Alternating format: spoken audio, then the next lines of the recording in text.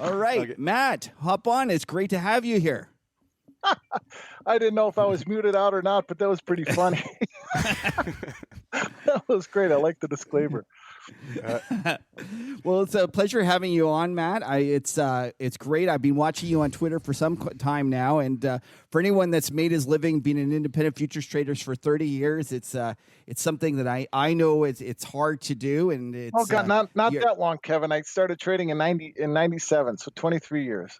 I thought you said you were a clerk in 88, though. I was. I started clerking. Okay, I started on the floor in 88, and then I worked every job up. Okay. Okay, so you haven't been trading for yourself for that whole time, but you were being on the floor in 88. So why don't you tell us, how did you start? Like, what did you get a job out of school? Like, how did you end up on the Chicago floor?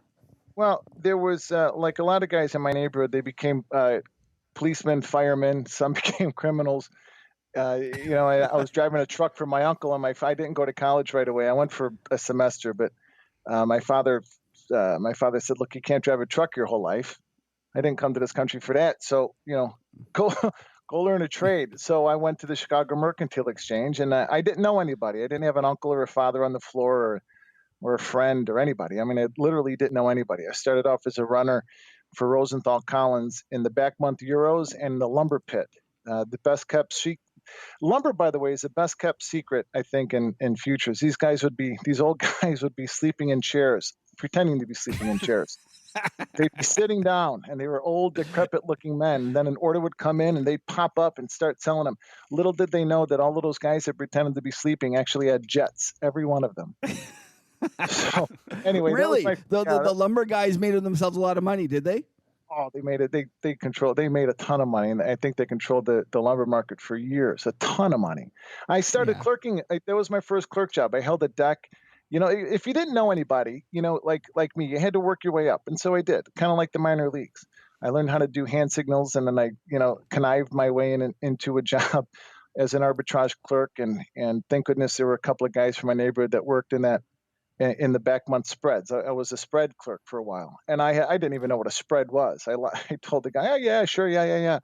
So these guys. So how did you get the job? Like, you just showed up and said, "I'm willing to work," and did you just cold call people?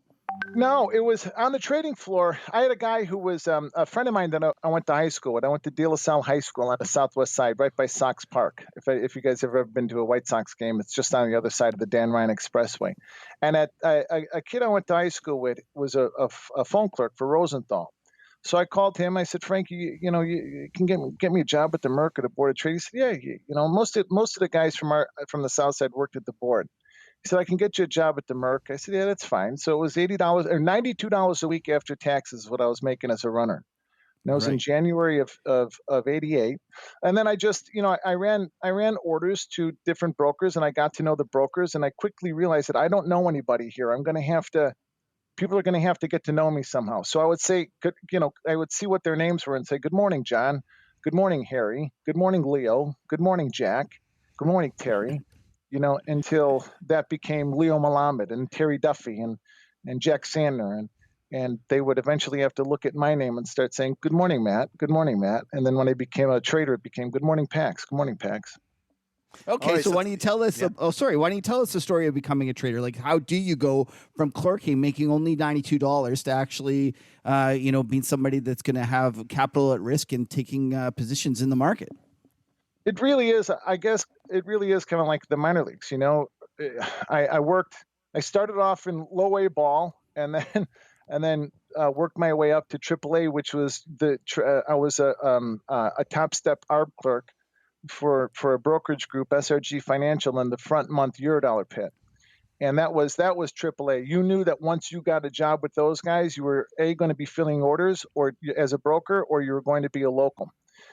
I knew that I didn't want to fill orders. There was, over the course of through 3 years that I was clerking full time, I realized that no matter what I chose to do, I didn't want a ceiling. I didn't want, and it seemed to me like brokers had a ceiling. They made a lot of money, but there was a ceiling. But in between that too, I had a little stop off. I did decide that I wanted to be a Catholic priest, so I was going to get my membership. SRG had a big company meeting and said, "Okay, Matt, you're going to get your seat. You're going to go with Marty Walsh into the second option, and you guys are going to start an operation there, and then you guys are going to go here." And And I raised my hand here and I said, hold on, guys. Before I sign my life away, I think I might want to be a priest. So I went and spent 3.5 years studying to be a Catholic priest in the seminary. And after 2 marriages and 5 kids later, celibacy was definitely not my thing. So you go from clerking, saying Yeah. like, is it that bad on the floor that it makes you want to be a priest? Yeah. Then I went to the seminary, and after 3.5 years of that, I was never more popular, by the way, with women when I was supposed to be celibate. But isn't that always the way? It was. So after that experience, I went back to the Merc and I got my old job back. And I think within a year I was married, and year and a half we had a baby. You know, the math doesn't quite add up, but you know, we had a baby very quickly. and I went back to work for SRG Financial. So he was closing shop. This is another, you know, couple of years of me clerking for him, and I was a very good clerk. I mean, I really was. I was able to. One of the important parts about being on the floor was, and very much like trading now, trading is about what you see, and on the floor you really had to see. So I can see and decipher 4, 5, 6, 10, 20 different things hit me all at the same time, and I was able to see it, hear it, and decipher it and act on it very quickly. And that's what helped me to be a good clerk on the floor. So Steve Mendez, SRG, had given me the choice to become a local if I borrowed if I had the trading capital that he would back me. So he would give me the financial backing of a T-bill, and then I'd pay the haircut on it. So as long as I came up with my own trading capital, and that I did. I had saved enough money over the years clerking, and the rest I had borrowed from my father, and who years later, by the way, I found out took a second mortgage on the house. Wow. Oh, so that's a nice dad. Oh man, I wish I'd have known it then. I don't know that I would have done it. So I ended up, I went into the NASDAQ pit. The NASDAQ was a brand new pit. There was only 10, 15 guys in it, maybe open up 2 months before I went in there.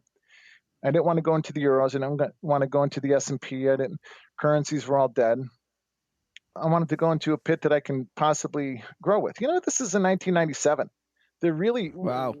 We knew we were timing. At the tail end of something. Yeah, we knew we were at the tail end of something great. Yeah. So, well, not quite the tail end. We still had 3 more good years in the NASDAQ pit.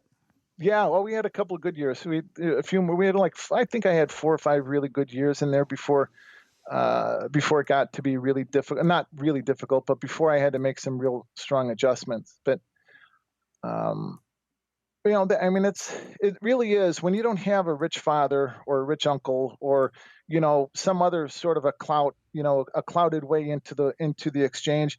The only way that you can make it is, you know, kind of a sheer native intelligence, I guess. You know, I went on the floor and I worked my ass off, and I got to know people. I mean, really, you know, you can always tell a big trader when they walked onto the floor because everybody would move out of their way. Well, instead of moving out of their way, I got to know their names, and instead of trying to get away from them, I would say good morning to them, you know, until they got to know my face and would have to say good morning to me. And I just kept working hard, and I made sure that I didn't miss work. I had my wisdom teeth pulled, and I was at work in the afternoon. A little loopy, but I was at work. So Matt, Matt, I have to ask you. So what's within calling you PAX? Where's that? What's the origins of this? Oh, so when I started, when we chose we got to choose our own trading badge. You know, most guys had, or our acronym. So most traders would get their initials, or, you know, something short, and everything I wanted was taken. I wanted JMJ, or I wanted AMK or MAK or whatever. So they were all gone. So I thought I wanted something that meant something anyway. So I chose PAX, which means peace in Latin. Oh, okay. Yeah, and that was my trading badge ever since. That's a great story. So why don't you tell us about those initial days of the NASDAQ pit and how you learned to trade, and like what was the strategy that you would be employed? Was it scalping? Would you be swing trading? Like what was it like back then? Yeah, so I had no idea when I went in there. I had absolutely no clue. I knew that I was a great clerk, and I just assumed that I would be a great trader, and it didn't quite work out that way. Well, yeah, because the Euros trade a lot differently than the NASDAQs. They do. They did. especially the euro spreads. Like that's, you're trading something that's like a T-bill, and I guess there's a lot of just getting on the bid and getting on the offer and just trying to earn the spread. Whereas NASDAQ, it moves. So, and gosh. especially when it wasn't very liquid, then it must have been some opportunities. And just why don't you kind of tell us how that worked? So the NASDAQ, when I started trading, I started with a small account. I only had $10,000 in my account. My seat lease was $2,800 a month. So the first day I'm in the whole $2,800. I spun my wheels. It was $100 a tick. So for every one contract, it was $100 a tick. Well, if I bought a one lot and we traded in 1 point increments. So if I bought a one lot at 80, at 80 and sold it at 81, that was $100. So I would make, I was making and losing the same 500, for the first couple of weeks. And then I tried to up it and I would make 500, lose 1,500. I ended up getting down, I think within about 6 months, I put another 5,000 into my account, another 5,000. So a total of 20,000. I ended up getting down to $257 left. That's all I had. Oh, God. Wow. And I didn't tell my ex-wife's father was a broker on the trading floor, and I didn't want her to worry. I didn't want to fail anybody. So I spent that weekend smoking cigarettes like somebody was going to steal them from me. How am I going to tell her I can't do it? And I was at that point. I was taking a class by Mickey Hoffman, who we just did Anthony Credelli and I did a TV show with him on Anthony's show. So Mickey had a class that, a group on the floor that taught traders how to think and act like traders. Didn't give us a method of trading, but just how to think, fight, and act like a trader. So that was a step in the right direction. I continued to spin my wheels, and that weekend that I had $257 left in my account, I still have the statement. And I actually have it hanging on the wall in my office. So I went and I talked to him and I said, Mick, I need you to find me somebody that'll put up the capital for me to trade, take 50% of my profit, but I need the time to learn how to trade. I don't know what I'm doing. And if I have one more trade, I'm debit, and if I'm debit, I'm done. So we had one appointment in the morning, and then I was walking around. I ran into a guy, and this was like one of the most important conversations of my life. A newer trader in our pit, Mark Weil. He was a Jewish guy from the North Shore. I'm an Irish kid from the South Side. We couldn't be more different, except we were around the same age. He's the only son of doctors. My parents were both working stiffs, and he told me, "Come on, Matt, go figure it out, make it work. This is going to be the last good pit left ever on the trading floor, and you're in it. So go figure it out." I walk onto the trading floor and I see Steve Mendez, SRG, and he's walking around with Judd Hirschberg, who you guys see him on Twitter as White Wave Trading. And Steve introduced me to him and said, "Look, he's got a prop group over at the board. He's looking to move him here. He wants to learn the NASDAQ pit, and he wants to train traders how to trade." I says, "Oh, okay."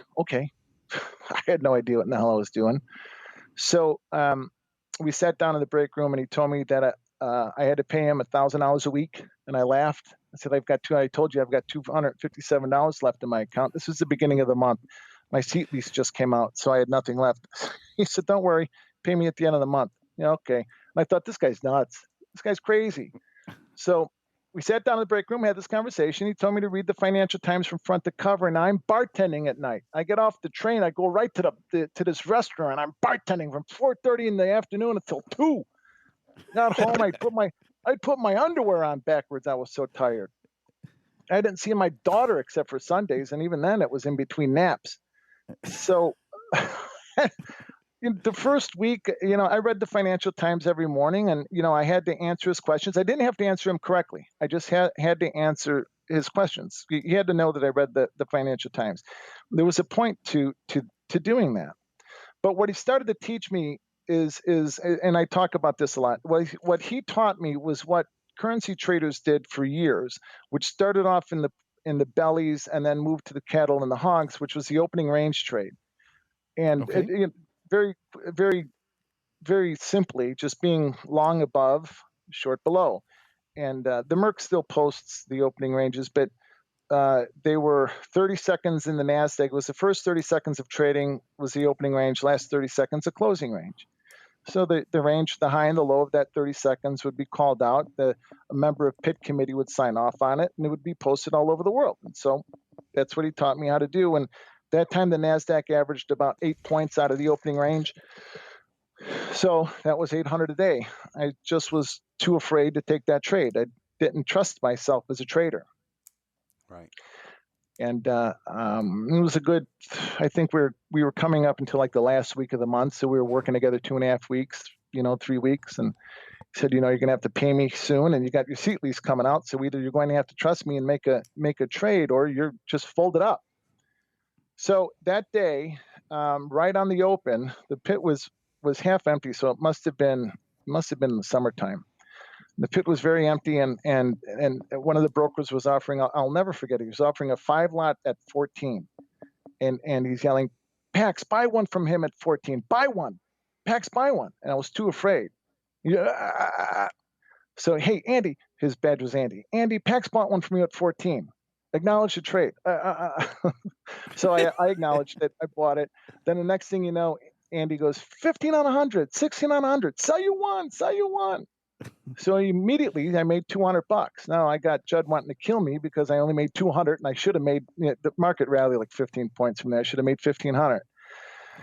Next day, similar thing happened, except this time it was Jayhawk. Jayhawk was offering a 15-lot, and people started to buy. I'll buy 2, I'll buy 3, I'll buy 4, and he had one left. I said, buy it. The market just took off, and I ended up making like 1,800 on that trade. Now I've got money in my account. By the end of the week, I paid Judd, and I paid my seat lease. By the end of I think the next week or 2 weeks after that, I quit my job bartending, and I was able to by the end of my first full year trading, I had made roughly $600,000. In the first 6 months, I had lost everything I had except for $257.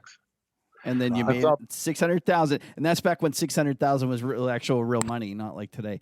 Right. Right. One of the things that your strategy. Why don't we just talk about that a little bit? Because although it's second nature to you guys on the floor, I don't think it's very common knowledge, kind of outside the floor, or at least outside the day trading community. And I found that one of the things that strategy does, meaning that like, it keeps you from trying to sell rallies. Right?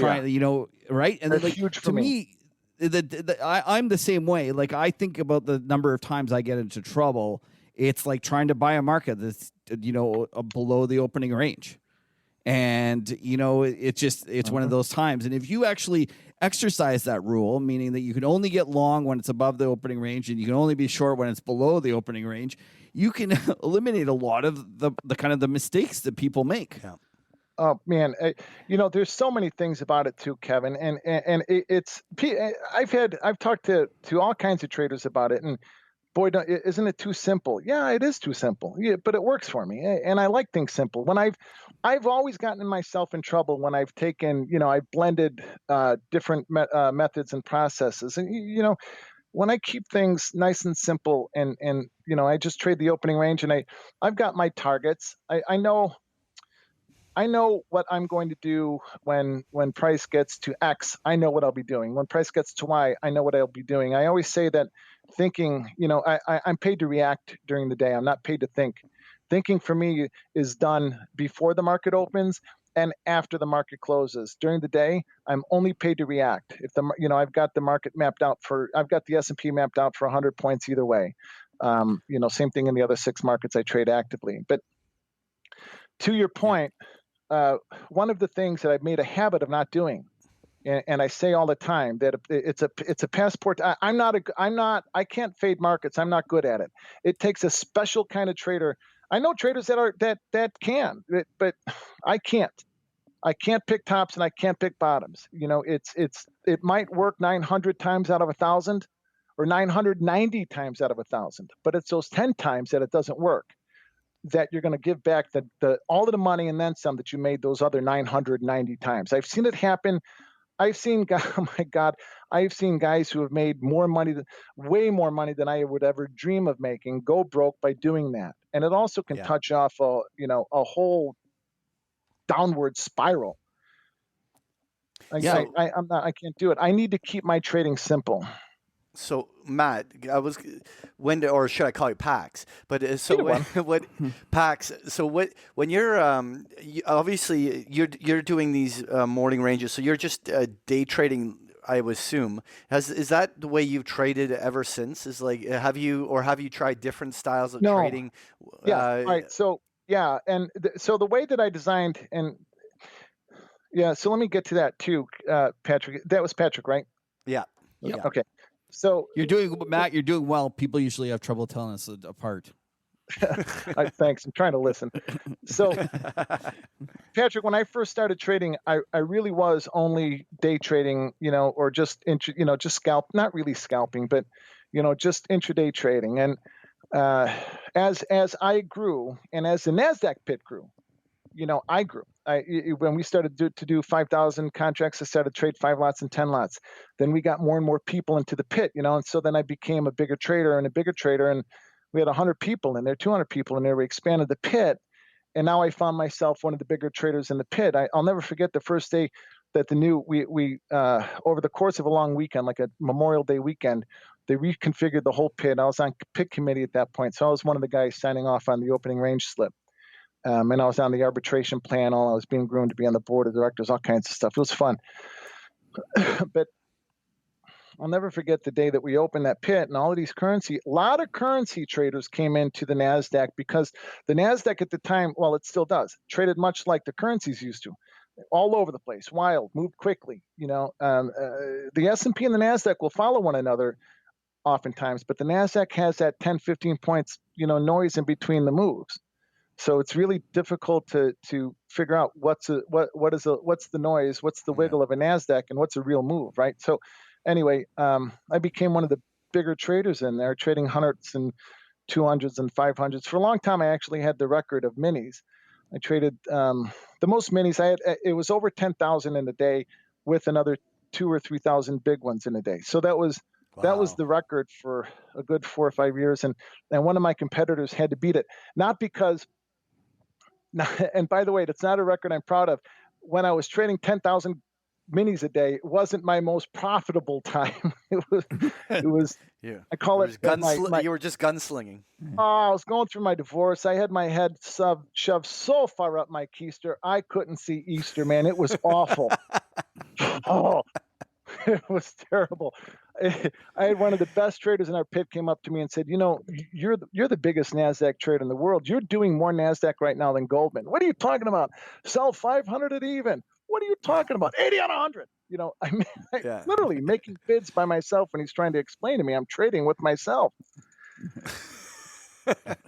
Holy cow. So that's when I learned how to be a swing trader. I started to take positions home, but not for the right reasons. It wasn't until after I had a prop room, and I was a partner in a couple clearing firms, and then a principal in my own prop room, and trading arcades then, where we just put a bunch of computers in there and trying to find bodies. We had Pete Stottlemyre come in and try to teach our traders, and we had all kinds of stuff. And it was during 07, 08, and 09. In 08, June of 08, my mom died. My sister died November of 08, and my mother-in-law died. I'm married. This is my second wife now. We've got 3 little babies. They're not little babies. They're in high school now. But anyway, and my mother-in-law died in February of 09. In between that, my appendix burst, and my 4-year-old son had an immune deficiency. So he was in and out of the hospital for a couple of months. Wow. So, but during that time, the world blew up, and our business blew up, and I wasn't there to keep an eye on it. And my partner was running it, and it was just, was a bad time, bad scene, bad management, bad everything.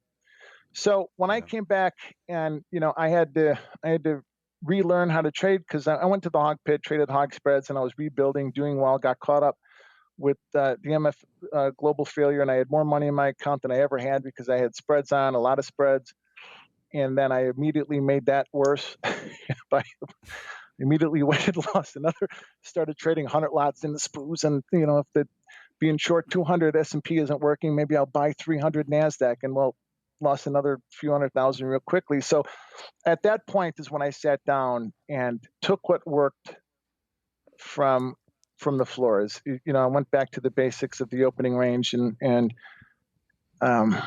then I had to figure out how to manage my positions, and what was important. What's important, I wrote down, I still have the notebook. What's important? I need to minimize my risk. I need to remove my risk. I need to maximize my profit, and I need to build on my profit. And so I learned how to do that by managing my positions either in thirds or in quarters. And when I do that, and I stick to the opening range and I stick to my targets, I do quite well. When I get away from it, and Patrick, back to your original question 15 minutes ago, before I got off on this little tangent, I find myself in all kinds of trouble when I start veering from, what works and what makes sense to me. Okay, so let's talk a little bit about how you set up a day. You say that you'll actually know what you're going to do ahead of time.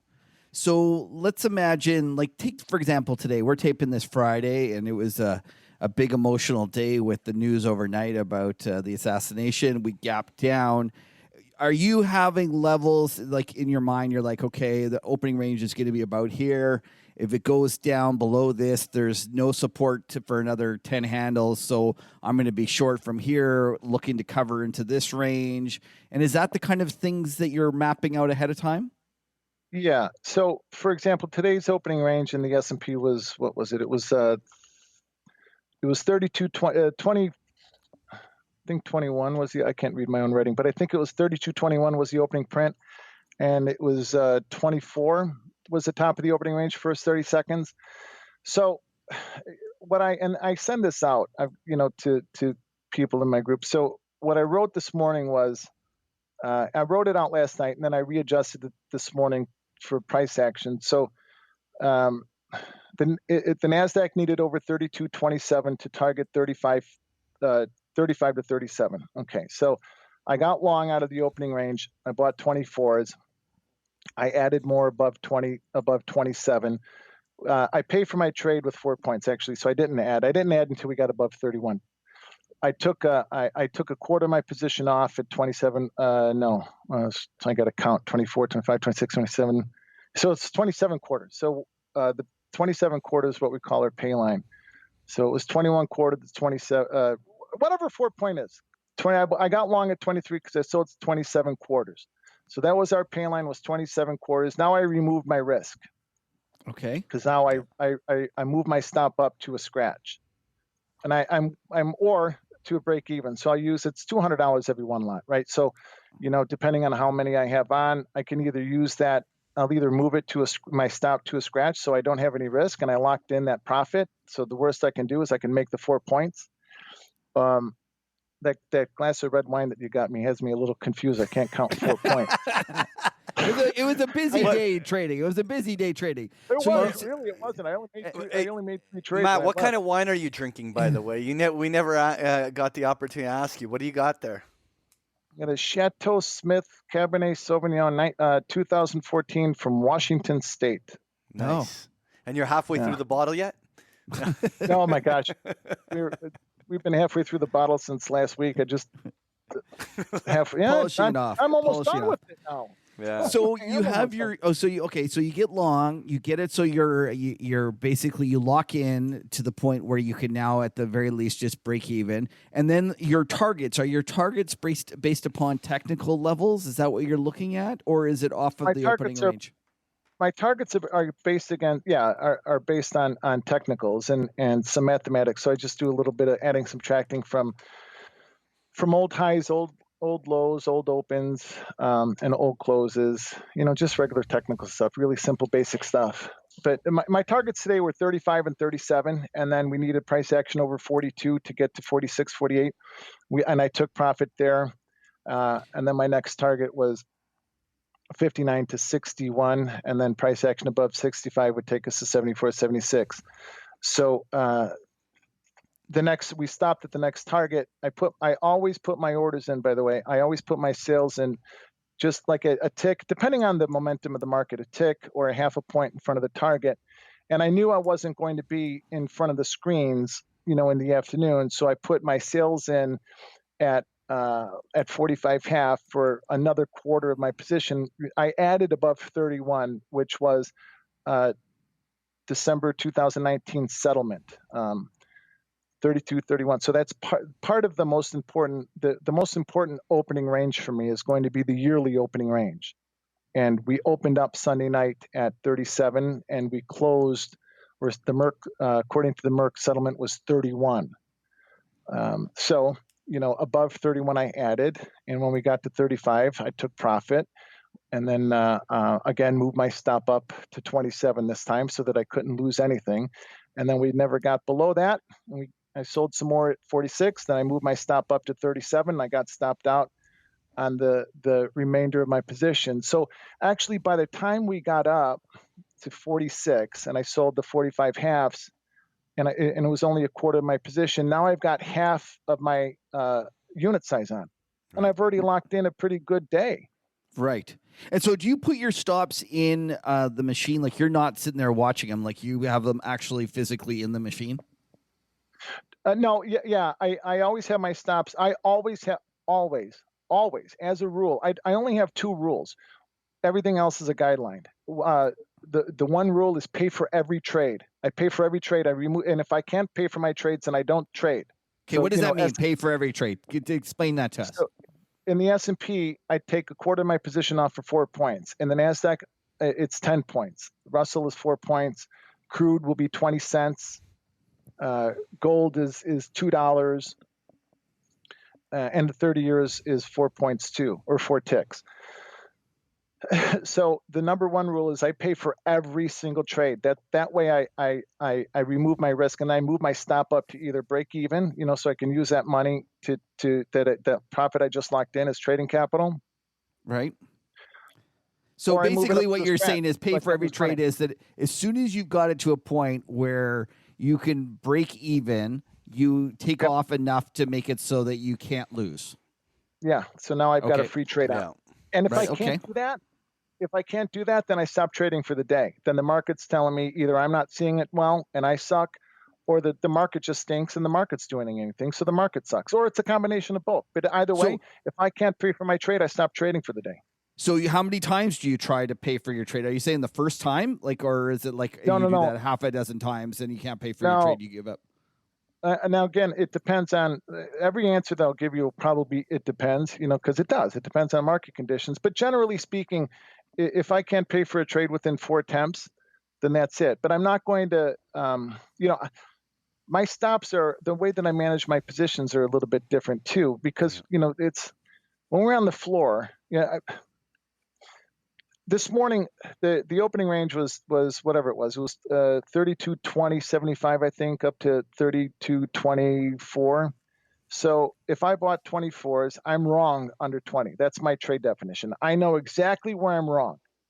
Right. But if I buy 24s and I get a point or a point and a half, if I get more than a point in the S&P into a trade, I'm not going to take them 4 points lower. If I get a point profit into it, I am not going to lose money.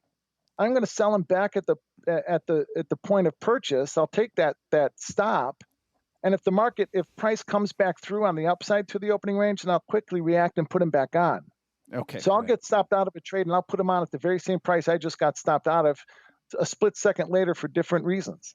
You're trying to find low risk entry points where you can be long and right fairly quickly, and then have nothing but upside with no downside. Absolutely. And then I build that's how I try to build positions. So the way that I design everything is to take advantage of the full day's range. Today I bought them almost at the low right out of the opening range, and I sold them at 45 half. 46 was a high.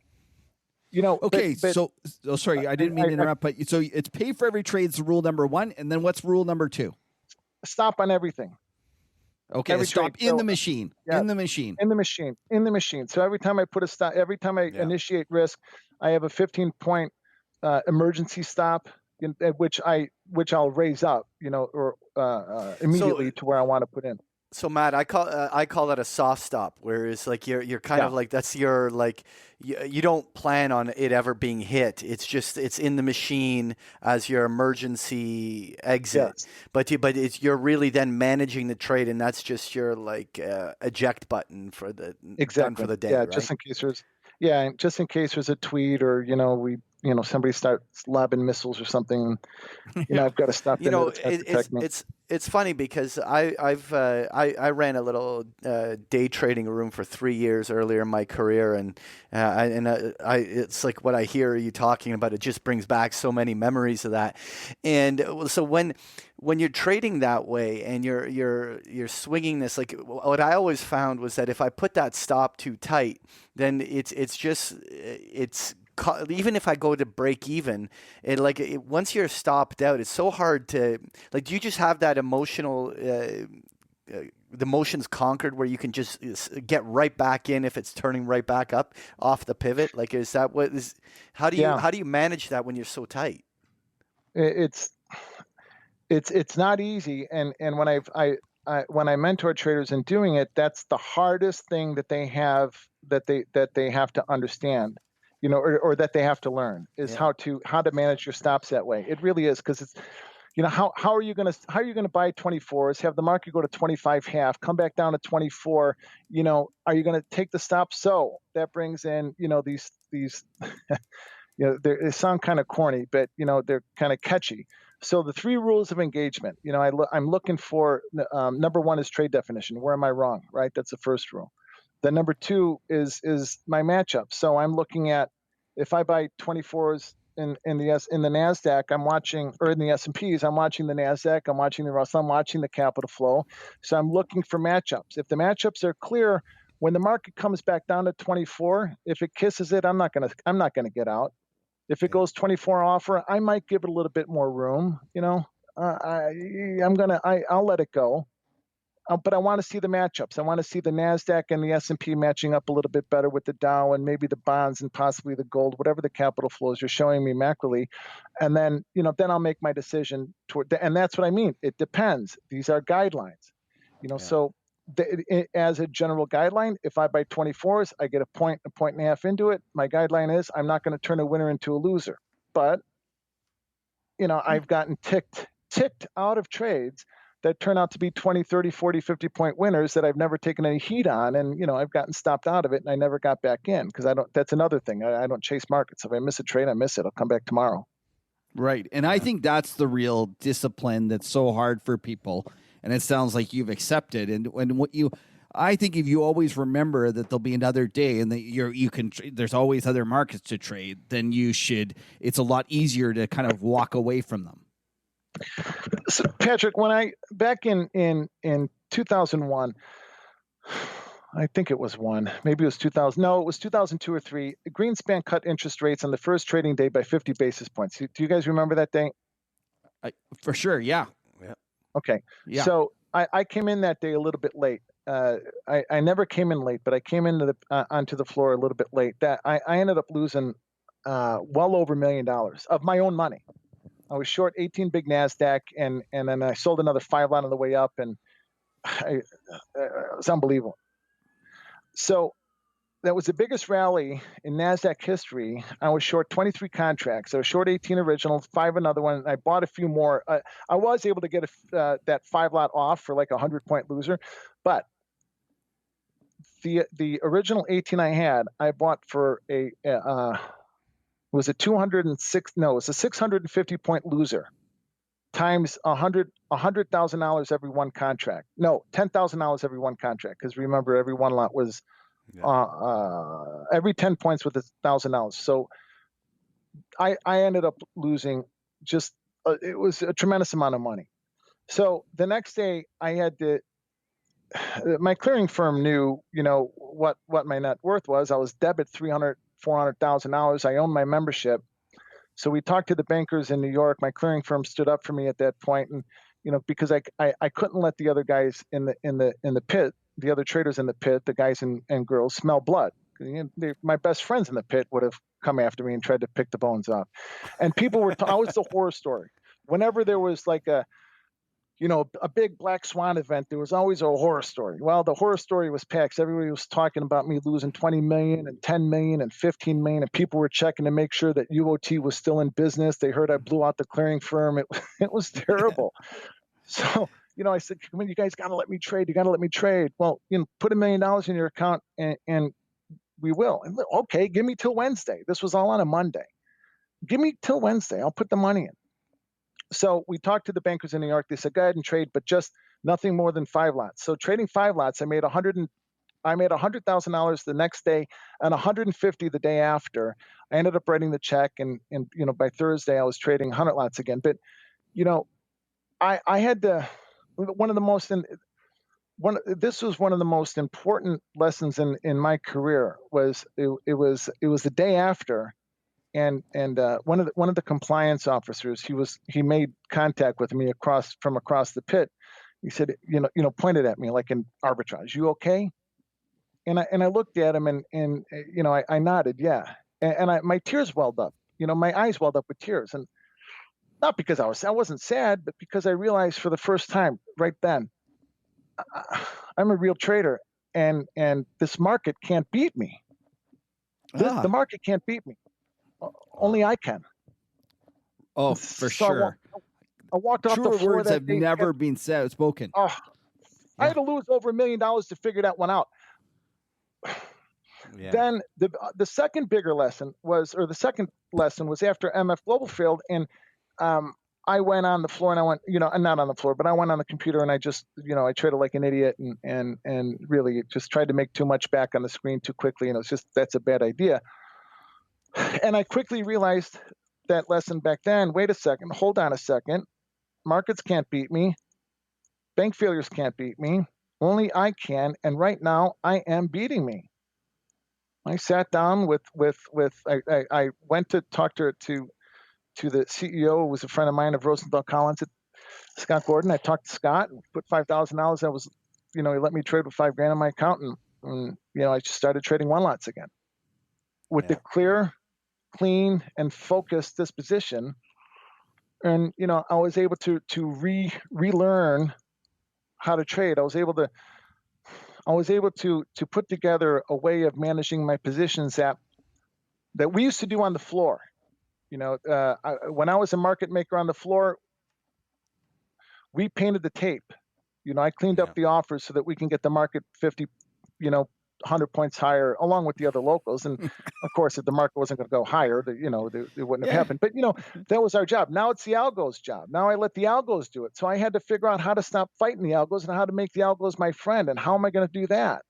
Okay, so why don't we talk about that? Like, why don't we talk about one of my questions I wanted to ask you was, how has the futures market changed? Obviously, one of the transitions was from the floor to like upstairs trading, but the next transition is the increased computerization. And I've noticed, me personally, that the character of markets have changed with all the stupid VWAPs and the tendency for markets to trend one way all day. I was wondering, what have you noticed, and how have you changed your trading over the last 5 years or 10 years to accommodate that? So over the course of the last 5 years, I haven't changed my trading very much at all. But when I sat down in 2012 and I tried to, I had to figure out how to let the algos do the work for me. That was the big one, because the biggest change from, I think it was like 2003. I think Pete Stottlemyre was the one that identified it for me, that it first made sense. That the algos, I shouldn't say algos, that the majority of the volume in the indices, the majority of it were coming from computer programs. And I think the majority of the volume overtook humans at some point around 2003. So for me, that was the biggest change in realizing that, wait, I'm not the market maker here. I'm the market taker. I have to learn how to let the market do its work, and I have to stay out of its way. And how am I going to do that? And so I went back to the basics. The opening range still works. I see it. How do I manage positions in order to let it work? And that's when I came up with paying for my trade, and then, then always making sure that I have a runaround. So I pay for my trade. I minimize my risk, and that's how if I buy 24s and I get a point into it, I'm going to protect my profit, that kind of thing, or I'm going to protect my beginning balance. Then I take that short bit of profit, and then I maximize my profit. The way that I do that, Patrick, is I stay out. I don't trade anywhere unless it's written on my sheet. So today, when we got above the opening range of 24, 32.27 was my price point. If we got above it, we were going to get to the 35.37 target. We did. Okay, so now I'm taking profit at 35. I'm adding at 27. My next price point, 42. I'm putting that same quarterback on, and I'm taking them off at 45 half. And if we would have gotten them over there, now we're going to 61. So maximizing my profit is staying out of the way of the market. Don't trade in the middle. I don't have to trade every tick. I don't have to trade every point. All I have to do is trade at the prices that I've already got pre-mapped. So then that way I know that if the market doesn't get to my price points, then I know that my plan sucks and I need to make some adjustments. As long as I don't veer from things, keep it simple. It's Kev here. So it's interesting that you've actually taken an old school kind of trading methodology, that opening range breakout, and applied it. And in fact, it might work even better in today's markets than it did in the old days when we might have cruised up and through the opening range more than we do. Yeah. Oh, yeah. I think it does. There are a lot of days too, and traders will say, well, what do you do in summer markets when we only have 10, 15 point ranges? Well, I pay for my trade with 4 points. So if I get 4 points on the upside and 4 points on the downside and 4 points on the upside, I'll take 4 points 10 times a day. I don't care. Right. Okay. So listen, so Pax, those are some great stories. We're going to wrap it up soon, but before we leave you, we say goodbye, I was wondering if you could kind of share some wisdom with us. You've given us a lot of things to think about, but what would you tell the Pax of today? What would you tell him kind of, 30 years ago? What would you share? Smoking. Can be Mark, quit smoking. Yeah, fair enough. Smoking a lot younger. Fair enough. Okay, but how about from markets or other life lessons? What else would you do?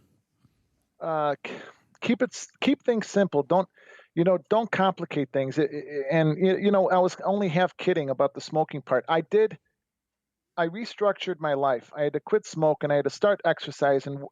I'm in better shape at 51 than I was at 31. I had to restructure my life because that keeps me focused.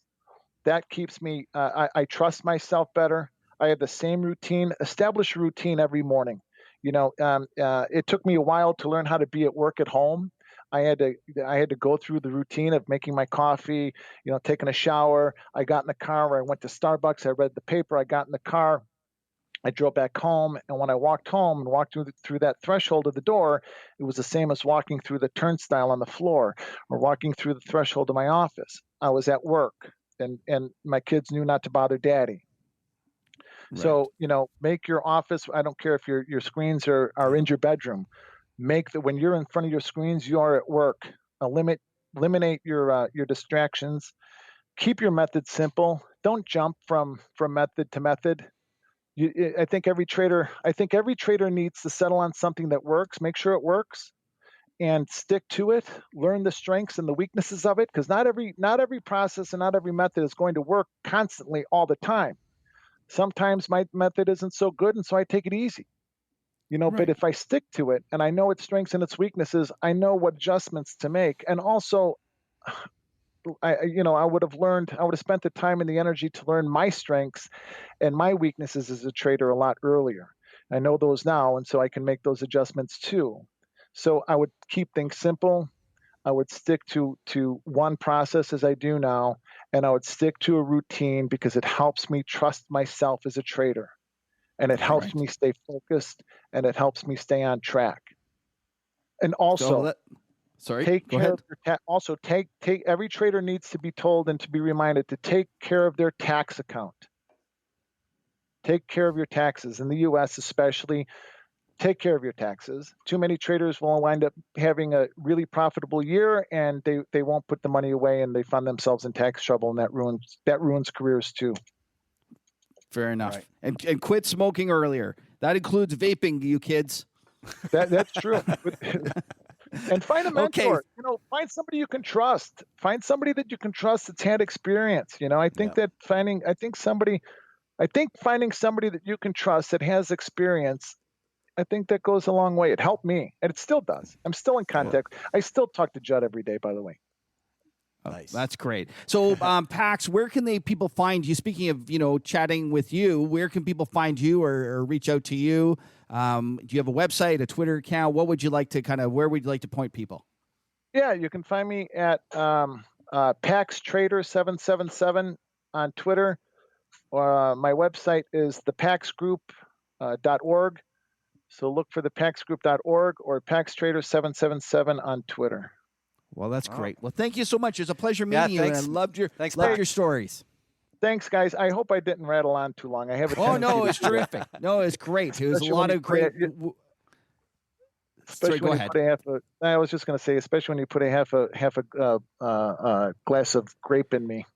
Yeah, well, you should see us when we get too many beers into it. I don't know how. When we're later in the show, we're going to be with 2-3 beers in, and it gets pretty ugly. No. Anyways, have a great weekend. Thanks, it was guys. a pleasure meeting you. Yeah, you too. Take Happy care. New Year to all of you. Thank you. Thanks. All right, thanks, Bye-bye. Matt. All right, bye, lads.